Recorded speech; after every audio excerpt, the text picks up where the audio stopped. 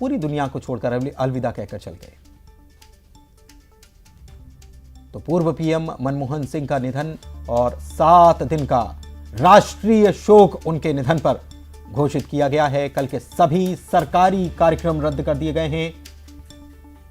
देश शोक में रहेगा 7 दिन तक। एक अपूर्णीय क्षति है ये। कल के सभी कार्यक्रम रद्द हो चुके हैं, सरकारी कार्यक्रम भी रद्द हो चुके हैं। कांग्रेस पहले ही अपने सारे कार्यक्रम रद्द कर चुकी है। तमाम नेताओं के दिल्ली पहुंचने की कोशिश चल रही है। राहुल गांधी और मल्लिकार्जुन खड़गे राष्ट्रीय अध्यक्ष जो हैं वे बेलगावी से निकल चुके हैं और करीब 1 घंटे के भीतर वे पहुंच जाएंगे दिल्ली। विशेष विमान से वे वहां से रवाना हुए हैं। रात को 9:51 पर खबर आई कि डॉक्टर मनमोहन सिंह हमारे बीच नहीं रहे। काफी सारी उनको दिक्कतें थी। उम्र भी 92 वर्ष की उनकी उम्र थी। पीछे भी उनको एम्स में कई दफा भर्ती कराया गया और उनकी हार्ट सर्जरी भी यहां पर हुई थी और तमाम उनके मेडिकल ट्रीटमेंट तो यहां पर चल ही रहे थे। लेकिन इस बार कुछ सीरियस था, कुछ गंभीर था। 8 बजे तक खबर आती है कि उनको एम्स ले जाया गया और इमरजेंसी वार्ड में एडमिट कराया गया है। क्योंकि वैसे जब एम्स जाते थे तो रूटीन चेकअप या दूसरी चीज़ों के लिए ले जाया जाता था, लेकिन इमरजेंसी वार्ड में एडमिट जब कराया गया तो कहीं ना कहीं इस बात को लेकर शंकाएं कुशंकाएं घर कर रही थी लोगों के मन में कि क्या है खबर, वे ठीक तो हैं। हालांकि एम्स की तरफ से मेडिकल बुलेटिन कोई जारी नहीं किया गया जिसके बारे में बताया जा सके कि आखिर दिक्कत क्या है। लेकिन डॉक्टर्स ने, जाहिर सी बात है कि तमाम प्रयास किए और सारे प्रयास जो हैं उसके बाद कह सकते हैं कि सारे प्रयास नाकाफ़ी ही साबित हुए, क्योंकि कुछ होने को कुछ और मंजूर था। तय था कि डॉक्टर मनमोहन सिंह जिन्होंने देश की सेवा की, उन्होंने अंतिम सांस 9:51 पर जब यह खबर आई कि वे हम सबको छोड़कर चले गए हैं, अंतिम सांस उन्होंने ली एम्स में।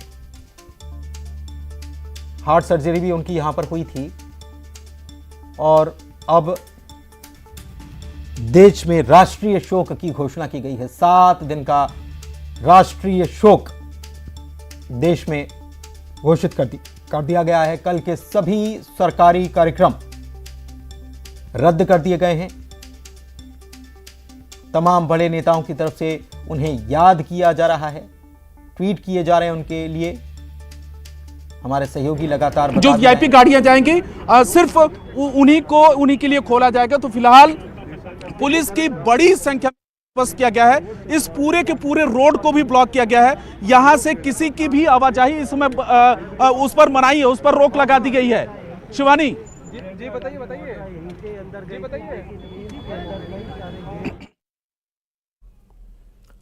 तो फोन पर राहुल गांधी ने डॉक्टर मनमोहन सिंह की पत्नी से बात की है। सोनिया गांधी ने भी डॉक्टर मनमोहन सिंह की पत्नी से बात की है और 7 दिन के राष्ट्रीय शोक की घोषणा कर दी गई है। घोषित कर दिया गया राजकीय सम्मान के साथ डॉक्टर मनमोहन सिंह का अंतिम संस्कार किया जाएगा। कल के सभी सरकारी कार्यक्रम रद्द कर दिए गए हैं पूरे देश भर में। दिल्ली एम्स में अंतिम सांस उन्होंने ली 92 वर्ष की आयु। कांग्रेस नेता सलमान खुर्शीद ने भी दुख व्यक्त किया।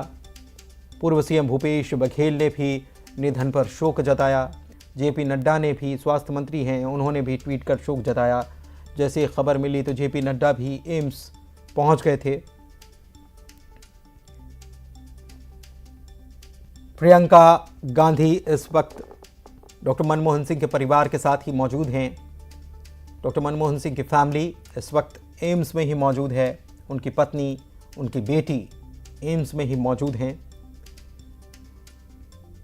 और ढाढ़स बंधाया जा रहा है, क्योंकि उनके परिवार के मुखिया के तौर पर डॉक्टर मनमोहन सिंह, लेकिन केवल वे एक परिवार के मुखिया ही नहीं थे बल्कि देश के ऐसे रत्न वे रहे जिनके जाने पर आज पूरा देश दुखी है, गमगीन है और स्तब्ध हैं हर कोई उनके निधन पर। आर्थिक रूप से उन्होंने जो किया देश के लिए उसे कोई भूल नहीं सकता, बल्कि आज उनके द्वारा जो उस वक्त कदम उठाए गए थे उनको याद किया जा रहा है।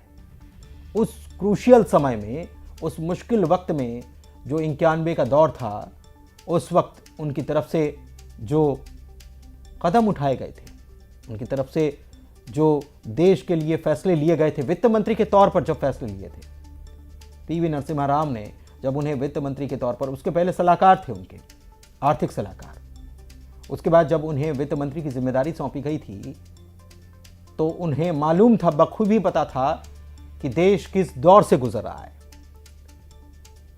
और भारत सरकार में 5 साल तक, जो 91 से लेकर 96 तक जो वित्त मंत्री का उन्होंने काम संभाला, जिम्मेदारी संभाली, उसके बाद देश को वो ऐसे मुश्किल दौर से, जब पूरी दुनिया आर्थिक रूप से कई सारी परेशानियों में खड़ी थी और ऐसा लग रहा था कि कई सारी अर्थव्यवस्थाएं जो हैं डूबने के कगार पर थी। 2004 से लेकर 2014 तक भी उन्होंने जो काम किया, जो फैसले लिए, जो देश को आर्थिक गति और उन्नति प्रदान की, आज देश जिस मुकाम पर खड़ा है ये उसी की देन है। और ये बड़े बड़े दिग्गज, हर दल के नेता इस बात को स्वीकार कर रहे हैं कि उनके द्वारा लिए गए फैसले देश के लिए कितने मजबूत साबित हुए। आज देश इस बात को महसूस कर रहा है।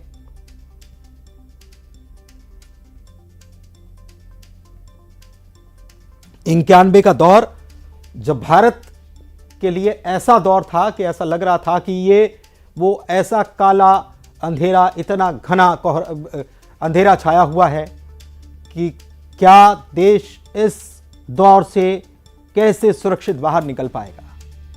तब नरसिम्हा राव साहब ने कहा था कि अगर हम सफल रहे तो हम दोनों की साझा सफलता इसे माना जाएगा, लेकिन विफलता आपकी ही होगी। और इसको डॉक्टर मनमोहन सिंह बखूबी समझते थे, जानते थे। उन्होंने इस कठिन दौर में इस चुनौती को स्वीकार किया, चुनौती को स्वीकार करते हुए काम किया, काम करते हुए देश को उस दौर से न केवल बाहर निकाला, बल्कि जब 5 साल वित्त मंत्री के तौर पर जिम्मेदारी संभालने के बाद जब 2004 में उनके हाथ में सत्ता आई, जब वे प्रधानमंत्री बने, तो 2004 से 9 और 9 से 14 तक उन्होंने जो उनकी सरकार में जो फैसले लिए, उसने देश को एक नई दिशा प्रदान की।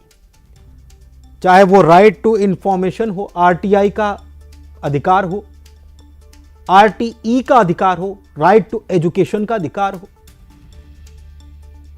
खाद्यान्न सुरक्षा का अधिकार हो, सस्ते दामों पर अन्न मिलने की बात हो, देने की बात हो गरीबों को, एमएसपी की बात हो, रोजगार की गारंटी की बात हो।